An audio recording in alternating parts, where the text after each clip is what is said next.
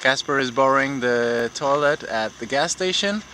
I lost a sock and I broke my headlamp because we were chased by dogs. I didn't mount it correctly.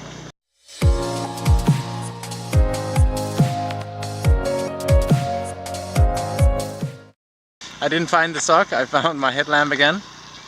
And yeah, that's how it goes.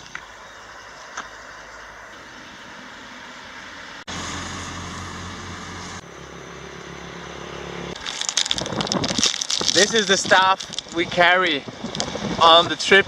Unfortunately, we will eat this stuff before we end the trip. We will eat it very soon. It's primarily date with Fix from Denmark. Whoa!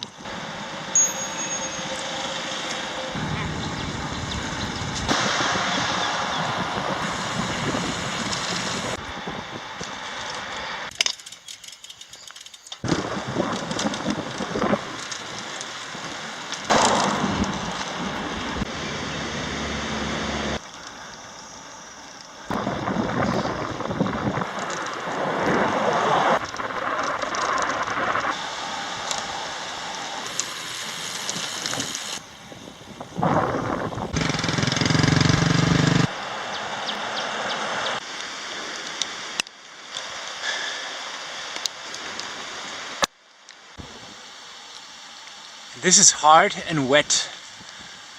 When you have a traumatizing experience like going to Doi Inthanon and riding over 300 kilometers, it's a good idea to debrief your experience just to, just to fix things in your brain and maybe also have something for future reference so you don't do crazy stuff more than once. But anyway, regarding the lost sock in the beginning, it was completely unnecessary. I should have mounted the socks in a better way from the beginning, so they wouldn't, the probability that they would fall off would be much less if I had mounted them correctly. So that was a stupid noob mistake, and I will never do that again. I will probably never bring extra socks. I'll just squeeze them or whatever. Actually, I would have. I changed one sock at one point, so it's a good idea to have extra socks actually. So the sock thing was the first big mistake.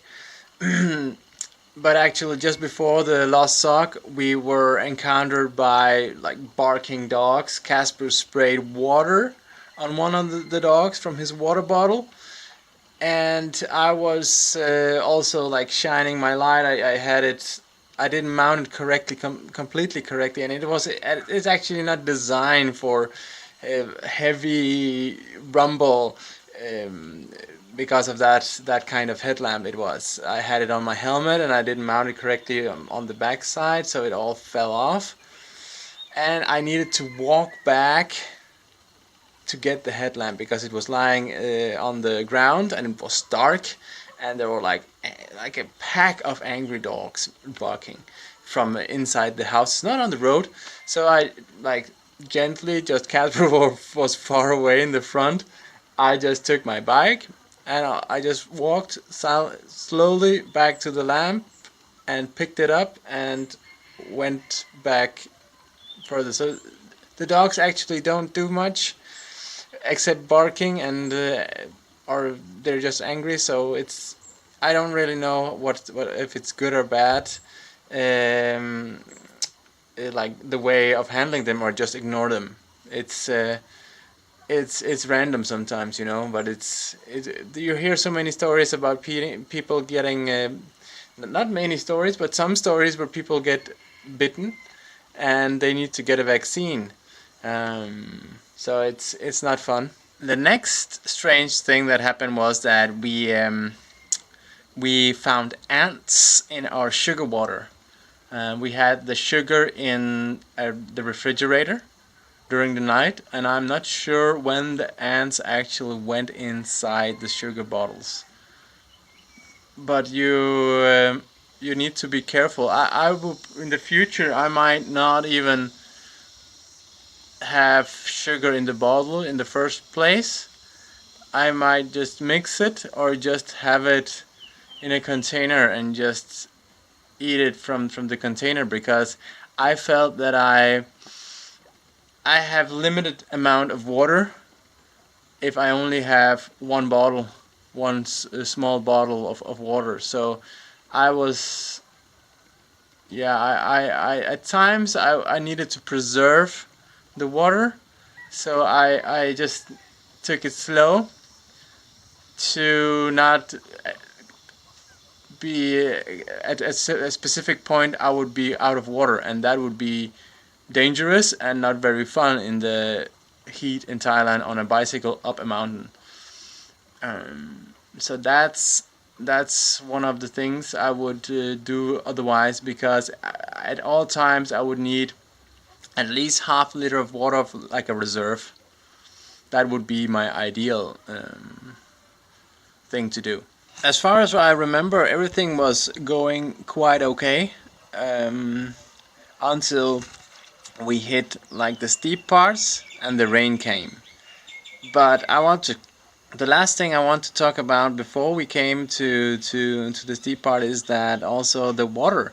Um, there are many stations where you can get water, reverse osmosis water, which is actually very cheap, and it's very good quality, especially in the mountains. So if you've seen RO station, reverse osmosis water station somewhere like in a rural area, there is a high probability that the water is quite good quality without any chlorine inside. So that's a good thing to know.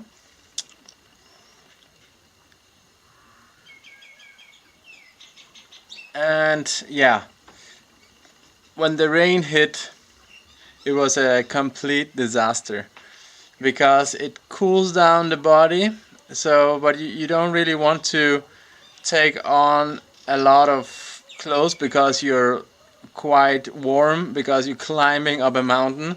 So it's warm, but when you go down the hill, you go up and down all the time, your body is cooled down. So it's quite hard to know exactly what to wear, because you need to conserve water, because there is not everywhere you can get water, and you don't want to get too warm, you don't want to get too cold. But I was cooled down extremely. At some point I needed to take on my rain trousers, like long trousers. Rain trousers is like necessary on Doi Inthanon, because otherwise it gets too dangerous if you cool down too much, uh, unless you have a lot of food with you. And at some point I was just tired of eating sugar or drinking sugar water. My body, I didn't want to eat more sugar. So it was, at some point we also bought some corn, because they were selling that on the road, and there wasn't really anything else. And yeah, I just get tired of sugar on a long ride like that, that is more than 100 kilometers or so. And I prefer dried bananas, but it's so hard to get dried bananas without honey in Lee right now, so it's a bit sad. I should have ordered some, or at least dates or something. But yeah, it was. It's so easy to get a hold of sugar, but it's so hard for the body just to eat only that, because at some point you just don't want to eat more, and it's a struggle to eat compared to like dates or dried bananas or like good food. So that was also a challenge if you don't have enough food and you need to decide what to wear. And I was so cold, I was like, my teeth were like, so I was going down. I took my Casper didn't have rain trousers, so I told him he could just go, but he waited anyway until I've taken on my rain trousers, and then he just went off quite fast down the mountain because I don't know, he's not so afraid. I respect mountains. I respect mountains, wet mountains, when it's raining and when the ground is wet. I respect the probability that or the risk that you can fall and slide into a truck or whatever. So many things can happen. Well, that's not the big thing. The big thing was that I was like very tired and I was going down cold. I had my clothes on, so I was not so cold anymore. I was regaining some heat, and then I got a flat. That was just, oh no, and Casper was gone. So I knew that he would be worried, but I didn't have energy to unpack my phone or anything, and he didn't have a SIM card. What he did was actually quite smart. He went down and found a Wi-Fi spot so he could communicate. But I was just fixing my tire. My priority was fix tire, get down the mountain, and have something to eat down the mountain. Find some food that is not super expensive. So I was the fixing of the tire is not that hard, but then you need to pump it, and if you're already like tired, you have been riding all day, and you know you're like on almost 200 k's, and you need to get down that mountain. You have already been like cooled down to like where your body is struggling to keep up the heat inside, and yeah, you're just thinking about food, and you're just so tired that you almost cannot pump the tire. I was like, okay, I don't pump it anymore. I'll pump it down when I get down and get something to eat. I actually never pumped it more than that. I don't know which kind of tire pressure I rode with the last 100 k's or so. It was a nasty, it was it was a interesting experience because you stress your body to a point where you think, okay, this is but the problem is that at some point you don't care about your own safety, and it gets dark and you just take some unnecessary risks to get home quickly because you just want to get home and sleep. So yeah, it's not easy. The thing that also I will not do next time is ride in the night, both in the mornings and the evenings. The dog situation seems dangerous. It's unpleasant. I've never been bitten in Thailand. I always take care of like not disturbing the dogs, like trying to be careful when around dogs, not petting them or stuff like that.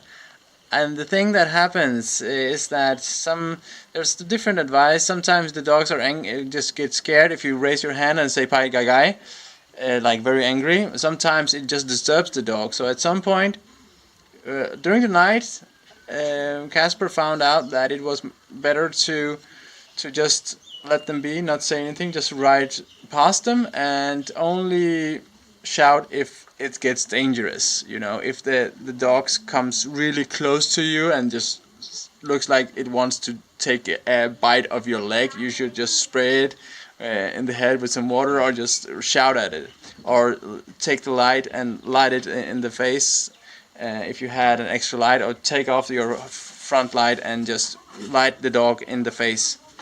So that's how you can do the different techniques. You can during the night, when you just don't disturb the dog, probably just let them be. They probably won't do anything. But you never know if there is a crazy dog with some kind of crazy illness that bites you, and it's not nice. So it's much easier to take care of the dogs when it's light outside, because they're not so protective, because their owners are sleeping and you're riding on a bike and it's sound that they maybe don't know, and they want to protect their owners or protect their territory or whatever. So it's I won't ride in the dark unless I really need to. So I would prefer this ride to be on 2 or 3 days.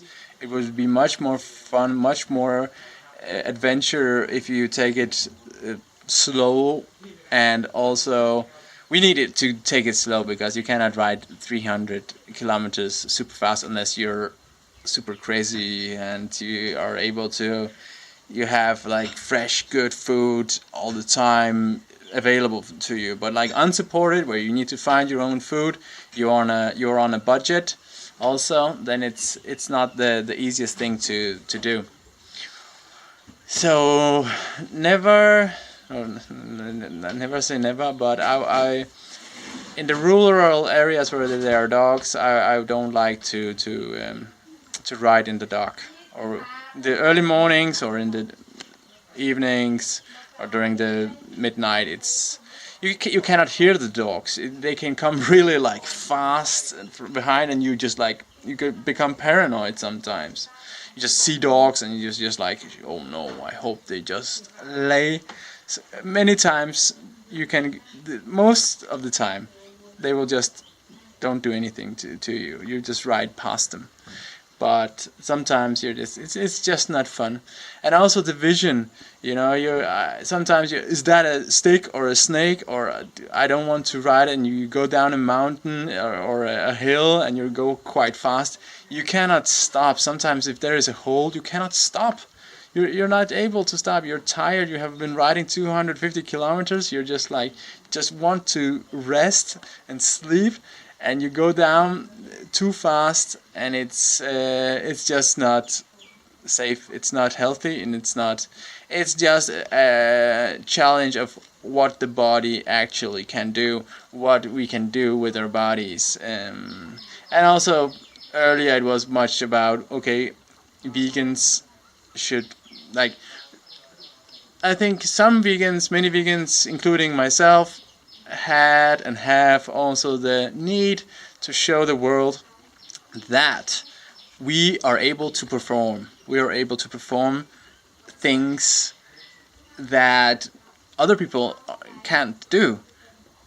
And we can do it on a vegan diet and plant foods, we can do it on fruit and vegetables.